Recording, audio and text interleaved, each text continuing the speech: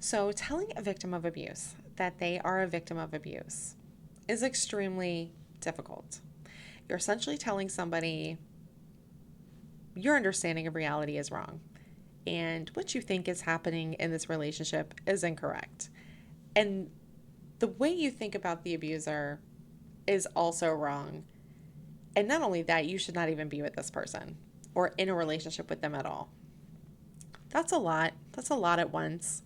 And so, a victim's natural response to this is usually going to be defensiveness.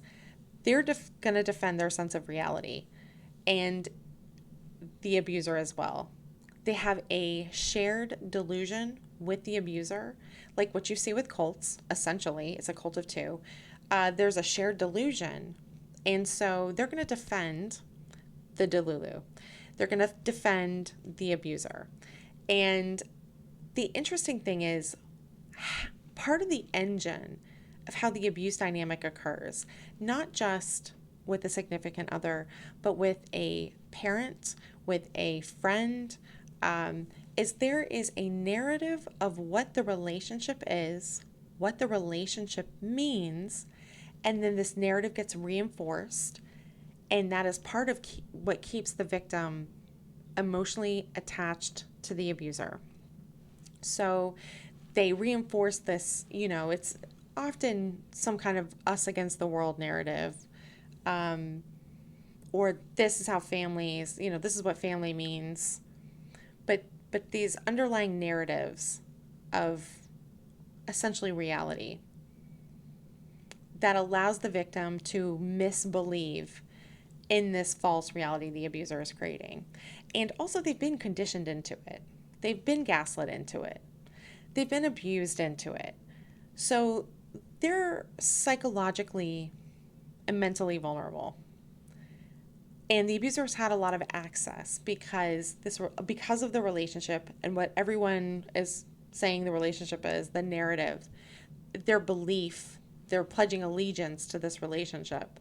And so they are emotionally attached, and it's very strong, especially since victims of abuse are often extremely ethical people. They're trying to be a good person. They're often highly loyal.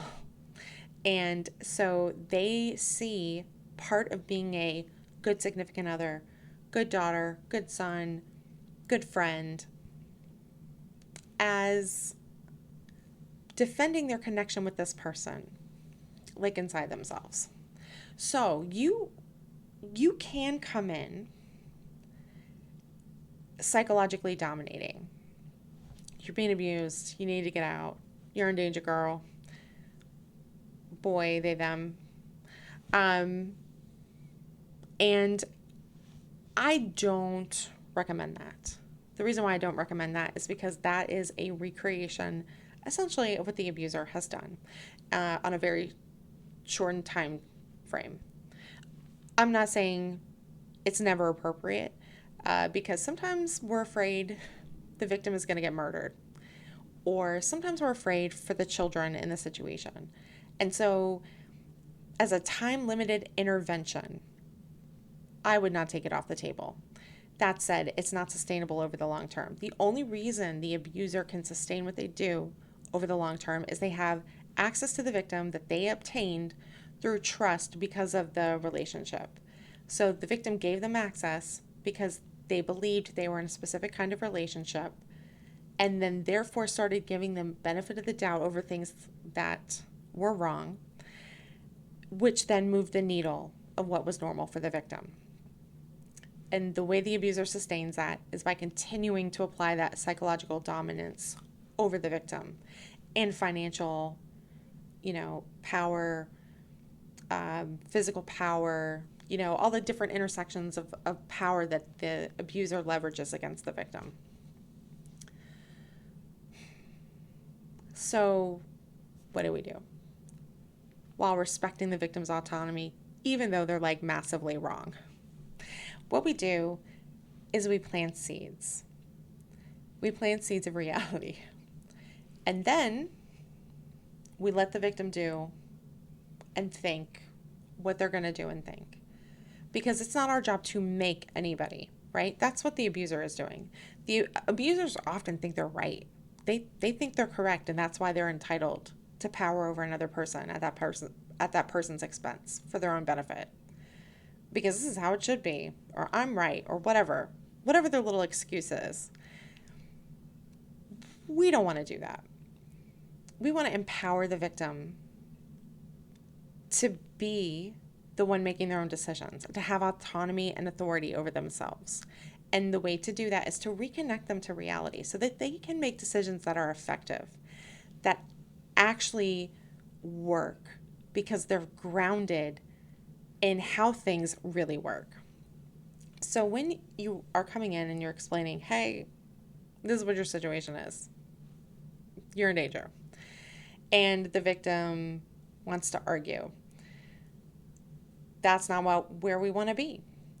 Because as soon as they're in defense mode, they are not listening to you, they're not hearing you, they're defending their sense of reality. And instead, what we can do is we can just say, oh, here's this thing that I've noticed.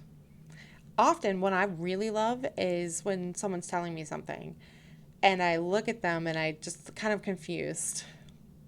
Like, does this person even like you? And that is often more effective than telling them that the abuser doesn't love them. Because in their mind, this whole stupid situation is based on love. They pledged allegiance to this love and this particular iteration of relationship. And so they defend the fact that they're in love and the abuser loves them, or that they love the abuser very heavily. However, if you correctly identify this person doesn't like you, because you don't abuse someone you like. They're abusing out of contempt. They're abusing because they've given themselves permission. They're abusing themselves because they don't respect the victim. And so instead of going for love, I'm not saying never, but generally I go after like. They don't like you. This is not how we treat people that we like. Does this make sense to you? It doesn't make sense to me. But you plant the seed and then you're out. So instead of arguing with you, the victim is having the argument inside their own mind with the information that you've given them. And the thing is, when you're correct, reality does the arguing for you. So you're not around, but the piece of information that they have, the seed that you've planted, is around 24/7. And the worse the abuse gets, the more the seed is growing, and it anchors them to what's real. When before they pledged allegiance to this false reality, and then you have to engage in a lot of mental gymnastics to like maintain that, both the victim and the abuser. And so like you've pulled out a Jenga piece, you pull out a Jenga piece, but we're not making anybody. Again, we want to empower people, and we want the decisions that they make to be ones that they genuinely are making. So while we can, update somebody like on the situation they're in, we're not necessarily wanting to come in and tell them who they are and what to do and how they should do it. I really prefer to refer. I think that if I'm having a conversation with somebody about, oh, hey, here's what it looks like, this situation that you're in, but you know your situation best, but I'm concerned. Maybe you want to talk about it with your local whatever resource. I actually really like local domestic violence nonprofits, and people often don't even think of them because they don't think they need a shelter. So they don't ever engage with these programs, and they have no idea there are so many pieces of like support system and infrastructure they have for victims of abuse, so you don't ever have to be in the shelter to get the help you need. Many of them have counselors on staff that you can sit down and talk to and sort of work through the process of thinking about the situation that you're in. A lot of counselors won't even necessarily tell you, like, you need to leave, unless, of course, like I said, somebody's in danger, like danger. But they'll talk to you about, well, here are some options. Here's what's available. Here's what you could do. Here's what I've seen people do. And so when instead of coming at somebody and telling them what to do, you give them options. You let them know that they don't have to be in the situation, that they have support. Then they can start to take these steps toward autonomy, toward empowerment, away from the abuser, away from the way they're being treated, stepping into sort of like a new life. But it's hard. It's hard to immediately emotionally disconnect from somebody, even if you know that this is what safety requires. And so having someone there as you take those steps is extremely helpful. But again, especially if you're a lay person, you do not want to be telling someone what to do for the most part. Like I said, if someone's in danger, yada, yada. But for the most part, we want to empower people to be their own people, making their own decisions, and having authority and autonomy over themselves. Anyway, I hope this makes sense, and I'll talk to you next time.